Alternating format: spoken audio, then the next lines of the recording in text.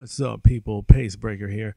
And well, I've upgraded my PlayStation 3 hard drive, so I decided to make a video, and here's how we're going to do this. So, here's what you'll need: a Phillips screwdriver, and well, you may need a smaller bit depending on the situation, and you'll also need something to hold the screws. You'll also need a USB storage device of some sort, be it an external drive or a flash drive. They need to be FAT32 format, otherwise the system's not going to read it. Then, of course, these other things. So, here we go. First up, how to back up your saves. So, just boot up your PS3, head on over to your saved data after you plugged in your external drive, mass storage device, or flash drive. So what you'll do is you'll just press triangle on one of your saves. You can go up to copy multiple. If you have a PlayStation Plus subscription, you're probably going to have to do this manually. And as you can see, some of these are grayed out. They haven't been selected. These are the ones with copy protection. These are the ones that that having a PlayStation Plus subscription actually help with, because then you can send it to that. The downside to it is that you're going to have to wait 24 hours before you can copy it back. It's a 24-hour wait between transfers. So I'm just showing you how you could send them to the online storage. Now, I'm getting this message because I've already done it. Now, there are several other videos similar to this that you could actually watch, but I decided to make one because, well, why not? So, you don't have to worry about your games. If you download games digitally, via PlayStation Plus, those games that you get every month, that's fine. You can pick them back up. But, next part. Here's how to back up your trophies. Use the sync operation. It's a two-way street. That is a very cool thing to have. So now every single trophy that you've already had up until that point is updated on Sony's servers. So here's how to recover your downloaded games. Go to the PlayStation Store. Scroll all the way down to the bottom. And down there, you'll see View Downloads. This is a library of every game that you've downloaded. Demos, full games. Yeah. So, if you still have the account that you bought it with or whatever, then you can easily just go back and re-download them. It's a long, tedious process, but your games are still valid. So, here we go. Data part 2. Seriously, you really want to do all of this stuff before you actually open up the console. Before you touch it, just go through these steps. So, plug in your storage device. It can be the exact same one that you have your saves on. If it isn't, well, then you're going to have to create a folder called PS3. And then in that folder, you'll create another folder called Update in all caps. Head over to the PlayStation website. I'm showing you exactly the steps to do that. So, here we go. You're going to go over here to Get Help. You should be seeing the system update from the drop-down menu. Click that. Go over to PlayStation 3 and you should have the latest update available right there on the site as soon as you're done with those little paragraphs. Now, this is all the additional detailing for that. The reason why you want to do this is because when you take the drive out and replace it, that drive is going to be unformatted. So, you're going to have to install the system update from another source because there is no system update on the new drive. I mean, that's how it is with every new hard drive. You have to format it. and you can't really use your PlayStation without a PlayStation System update or the firmware. So just download that, and once it's done, then you can pull it up in Windows Explorer or Finder if you're using a Mac, and just move it. You can right click and drag and drop, or copy it if you want, although I don't see a point in keeping it on the computer. I mean, it's not really necessary. You don't really need it after this. So once all of this is said and done, you don't have to worry about using the PUP file. So yeah, you just want to make sure that the directory is set up properly. So you have PlayStation 3, then update, and this file will be in the update. Otherwise, the console won't read it. I'm going to try and be as blunt and to the point and not go on tangents for this, because I just sat down and had to cobble this together, and we've got like almost 23 minutes to sit through. So once you do that, unmount your drive. Now onto the fun part, actually taking the thing apart. So for this, I'm using my iPhone just because, well, that's one of the best cameras I got. So what you do is you flip your console over. You're going to see a little access panel right there under the front lip. So you can just easily slip a little fingernail under or whatever. You'll see a blue screw. Get your Phillips head and remove that. Now that drive tray is loose. So there's going to be this little front access panel. You slide that to the side and then you can pull it off. So there's your drive bay. And that is a dusty mug. So what you can do is you can grab it by this little hinge here and pull. You don't have to pull too hard, but it is connected, but it should slide right out if there's nothing wrong with it. So that's what your hard drive looks like. Nice, huh? It's got this this little mounting tray on it. If you've ever mounted a hard drive, then you know what you're doing. So it has these 4 Phillips mounting screws in it. Unfortunately, it was kind of hard to handle all that, but whatever. You take your Phillips head, you unmount them. They're in the 4 corners on the underside of the case where that little mesh is. And once you've done that, then the hard drive should come free. You should be able to slide it out. So you don't want to touch the silver part or the underside. You want to hold it by its sides. So here we go. We're replacing the stock 120 gig drive, and we'll be replacing it. So you just you put it in an angle, and you can kind of pop it back in. So then I've already installed the mounting screws again.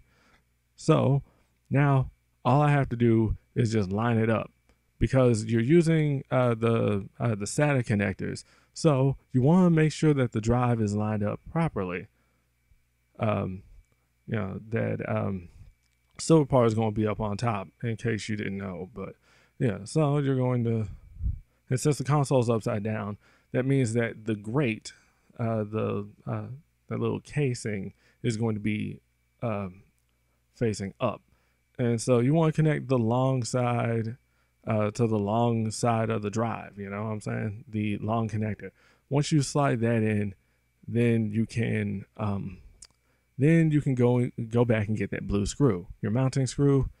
Well, that's not your mounting screw, that's to secure it. Sorry. So just put that back in, and then you can just fasten that.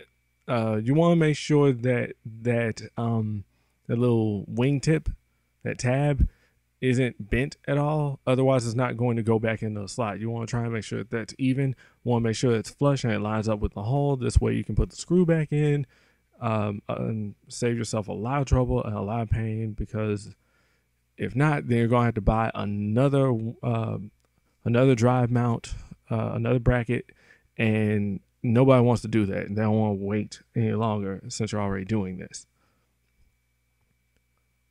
I was wondering why I didn't edit this out. I guess I wanted to give myself a bit of breathing room. But yeah. So now you can put this back on here. Of course, you want to put that little tab back into place. So now you got your little bracket here, and you want to make sure it's the right way. I mean, it's not hard. You know, you should be able to tell which way is the right way. There's a curve on it, so you just line it up and you slide it on there, and then you press, and it should fit flush. It should snap back on. Unfortunately for me, I didn't really know what the heck I was doing at the time, but it's actually really easy.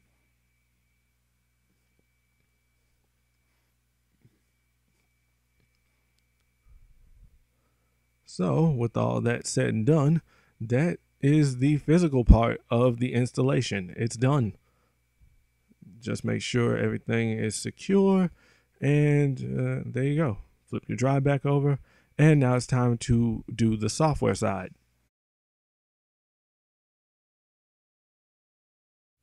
Are you ready to do some formatting?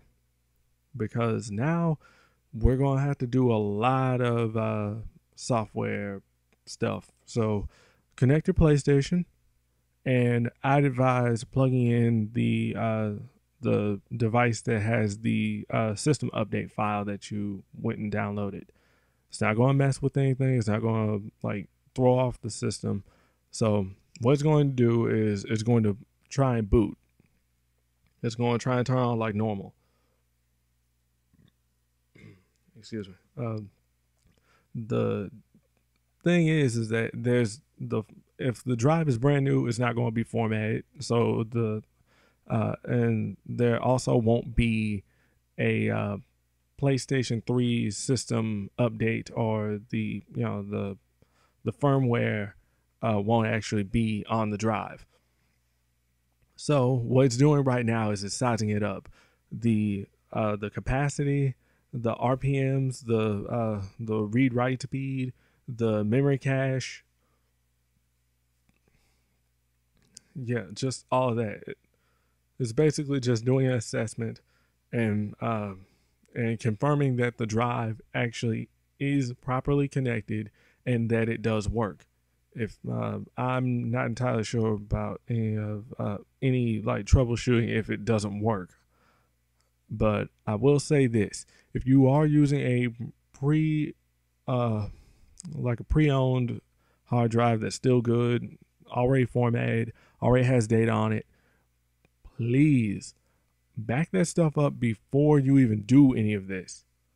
I mean, that should go without saying though, because once you format this, it's going to overwrite all of that data. It will be erased and it will no longer be on that drive. You have to reformat the drive again on a computer or whatever to use it that way. Because what this is going to do is it's going to prepare it for the PlayStation 3. That's it. So then it'll just set the stage. It'll make it ready so you can save all your games, your video, your music, your themes, yeah, all that good stuff. Takes a while though, because this whole checking sequence, this is real time, and I decided to use that real time to actually explain some things.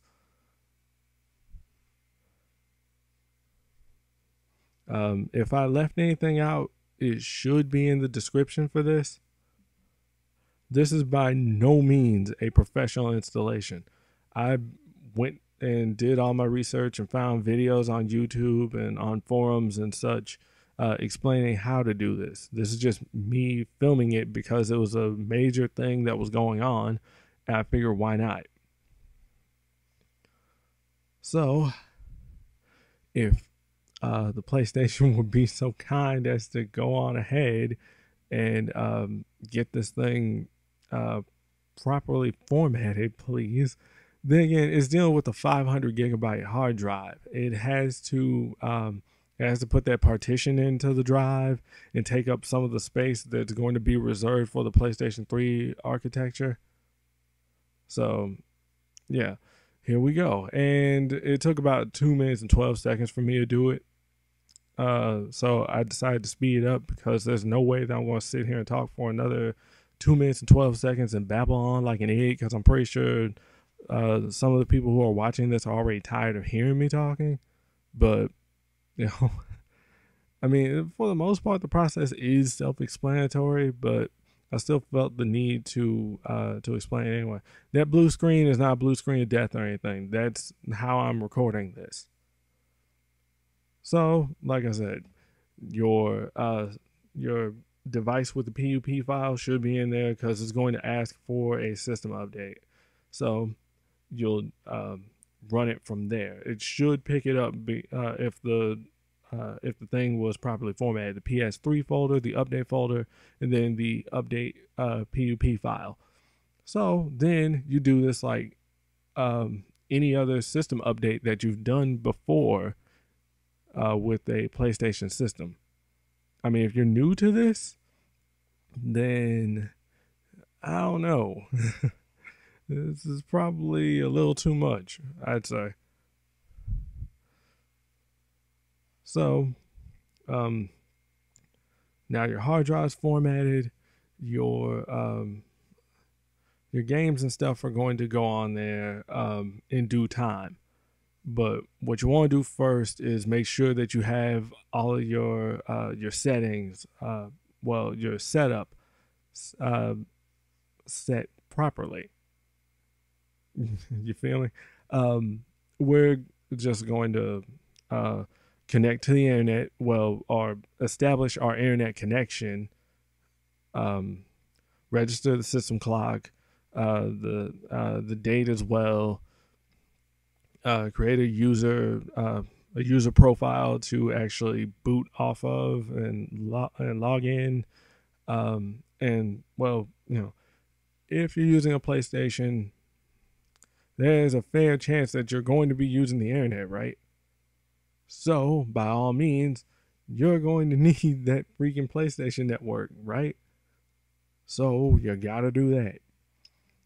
And unfortunately, that means that you're going to have to do a ton of downloading. You're going to have to update to the latest version of the PlayStation Store. If you use YouTube, you're going to have to update to the latest version of that. Well, you're going to have to download it first, and then you're going to have to update it. Netflix, same thing. And then, it's just, it's a long wait, but this is what happens when you basically start over with your PlayStation. So, I live in the Central Time Zone. It's just a thing that I have to do because I want to be precise about it. So yeah, I wanted to get this video out as soon as possible. There's no trickery with that. No, I actually did this on that day.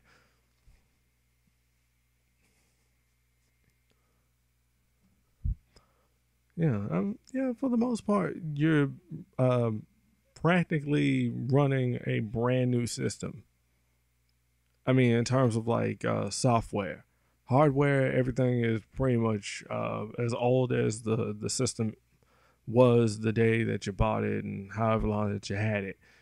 That's irrelevant, really. I mean, if you're taking care of your console, it should take care of you.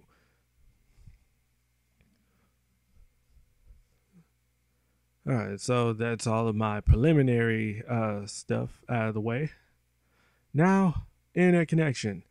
You could do it with a hardwired connection or a wireless connection.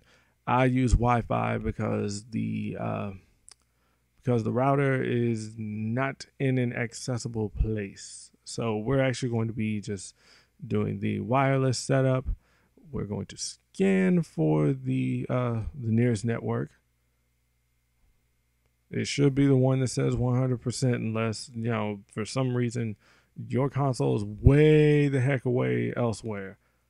So just doing some editing because privacy and whatnot, even though kind of irrelevant unless you live anywhere near me, but still. So, ta-da! With all that whimsical craziness out of the way, now your PlayStation 3 can properly boot. And it has you primed and ready to go and get all of your save data and your trophies and all that. So what you want to do first is reinitialize or reconnect your PlayStation Network account. So that's what we're going to do here. Pretty self-explanatory if you've already done this before the first time, So the way that you get your saves back, because this is the rest of the video right here. So the way that you want to get your saves back, just go on ahead and hook up the device that you copied all your saves to, and then you'll do the exact same thing, just from that, moving it back onto your PlayStation user profile. It's just you do the reverse. Also, you want to sync your trophies. Once you've gotten your PSN back, all your friends and all that stuff will follow. So we've already done more than enough waiting in this video, so I'm going to do all that off screen. But now that we have the new drive, we can actually go into system settings and actually see that sweet capacity increase. Would have been nice if I did like a preliminary shot so that you could see it before and after, but oh well, I kind of didn't think about doing that. But there you go. So what you do after that, you go back to the store and you download your games back. Simple as that. I hope you found this informative, and thank you guys for watching.